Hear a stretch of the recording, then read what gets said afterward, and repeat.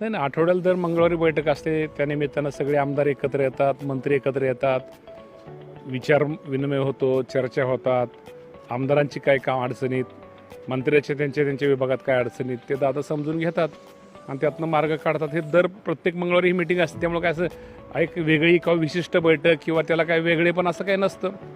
ही आठवड्याची बैठक होती, त्यामुळे बैठक ती त्याप्रमाणे झालेली.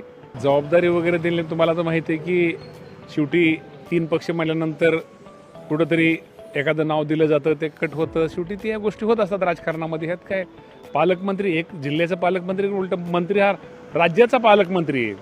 किंवा मुख्यमंत्री एका जिल्ह्याच्या पालकमंत्र्यापेक्षा कुठलाही कॅबिनेट मंत्री किंवा राज्यमंत्री हा जिल्ह्याचा राज्याचा मंत्री असतो, तो राज्याचा पालक असतो. त्यामुळे पालकमंत्री फक्त एक विशिष्ट यंत्रणा आहे.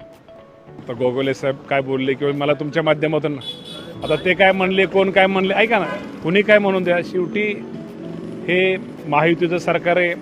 शेवटी 3 पक्ष एकत्र आल्यानंतर शेवटी प्रत्येकाच्या मतमतांतर असतं आणि शेवटी जरी काही जरी असलं, शेवटी हे सगळे विषय हे चर्चेतनं सुटतील.